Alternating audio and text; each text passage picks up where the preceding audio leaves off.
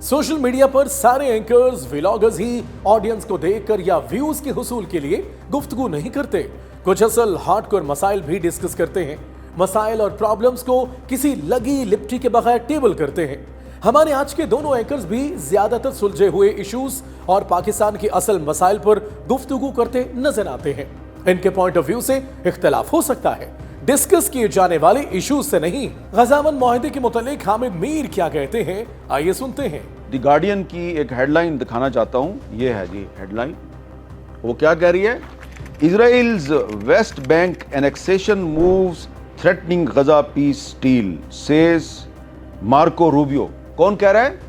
Trump का secretary of state. वो कह रहा है कि इजराइल जो है उसकी पार्लियामेंट ने जो वेस्ट बैंक है उस पर जो कब्जे के लिए फैसला किया है, एक रेजोल्यूशन मंजूर कर लिया है, एक बिल मंजूर कर लिया है, उससे गजा पीस डील जो है वो खतरे में पड़ गई है। ये मार्को रूबियो साहब कह रहे हैं। तो जनाब ये एक्चुअली हुआ क्या है? ये हुआ ये है, जो दरिया उर्दन का मगरबी किनारा है उसको वेस्ट बैंक कहा जाता है, और वेस्ट बैंक जो है ये उस फलस्तीनी रियासत में शामिल होना था जिस फलस्तीनी रियासत के क़याम के लिए पाकिस्तान, सऊदी अरब, मिस्र, तमाम मुस्लिम ममालिक जो हैं उन्होंने पिछले दिनों एक करारदाद मंजूर की। यूनाइटेड नेशंस में भी करारदाद मंजूर की गई। बरतानिया, फ्रांस, ये तमाम जो वेस्टर्न कंट्रीज़ है ये भी उस फ़लस्तीनी रियासत को सपोर्ट कर रहे हैं जनाब, के जिसमें गज़ा भी शामिल होगा और वेस्ट बैंक भी शामिल होगा। हामिद मीर साहब, ये मार्को रूबियो किस खेत की मूली है? इसकी बातों पर बिल्कुल यकीन न करें, बल्कि आप इस सारे मसले, इस कब्जे की करारदाद के मुतालिक पूछें अपने सल्यूट मार का वजीर आजम और खुदा के लिए अमन मुआहिदा कराने वाले नायब वजीर आजम से। वो आपको सही सिचुएशन बताएंगे। नहीं पता होगा तो दस्ती दस्ती ट्रंप से पूछकर बताएंगे। आपको नहीं पता, आजकल ट्रंप पहली बल पर फोन उठाता है 092 कोड वाला।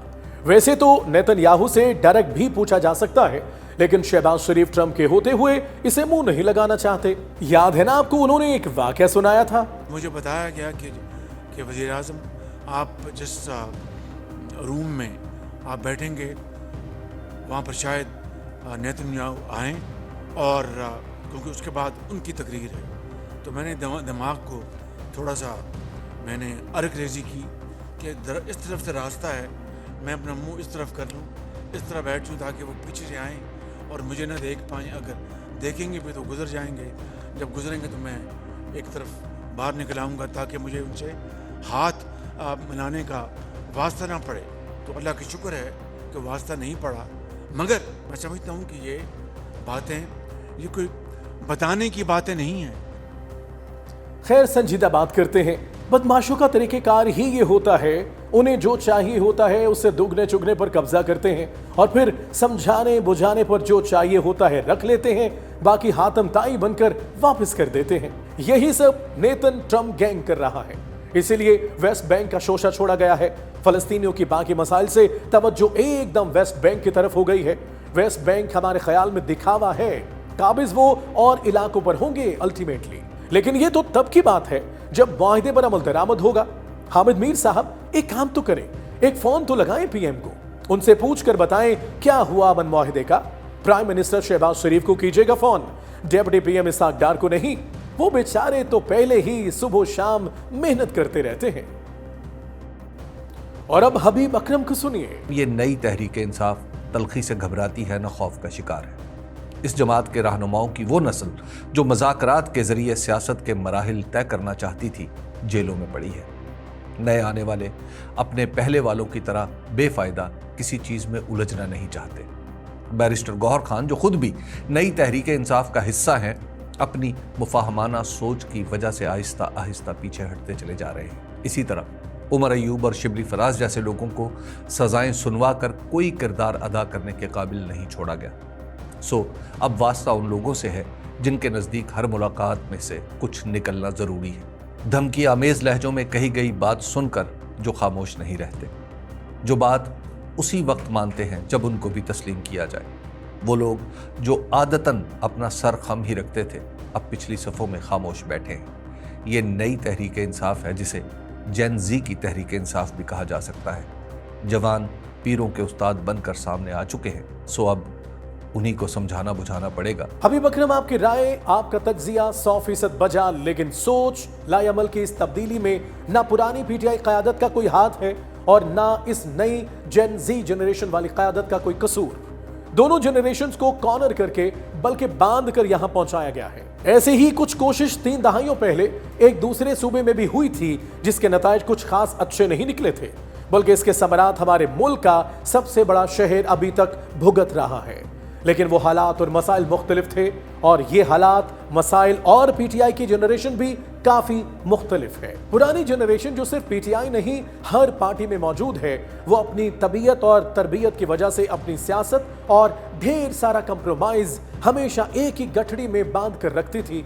जब निकलते थे दोनों इकट्ठे उस गठड़ी से निकलते थे, यानी सियासत और कंप्रोमाइज, जिसका शुरू में शायद उन्हें फायदा भी हुआ हो, लेकिन फिर आहिस्ता आहिस्ता इदारों, हालात, इंटरनेशनल डिमांड्स, ज़ाती मफाद के तहत कंप्रोमाइज़ वाली सियासत ऐसी हो गई जैसे बगैर हवा के गुब्बारा, यानी गुब्बारा सियासत था और कंप्रोमाइज़ हवा।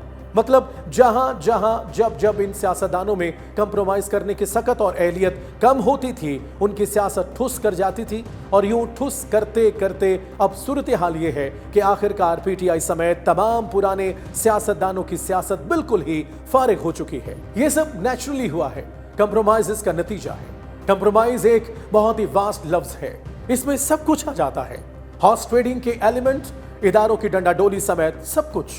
ये सब तो हुआ पुरानी जनरेशन से।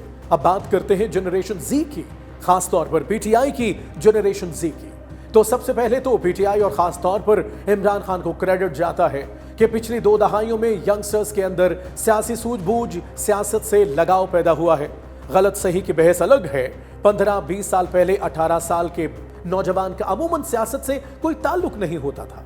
सब नहीं तो कम से कम 80%, खास तौर पर खवातीन तो सिर्फ इलेक्शन वाले दिन ही ये जानते थे कि उनके हलके में कौन कैंडिडेट खड़ा है। लेकिन अब सूरत हाल ये नहीं है। अब इसी जनरेशन जी की मर्जी, बल्कि इसी जनरेशन जी में ही से कैंडिडेट चुना जाता है और कामयाब भी होता है।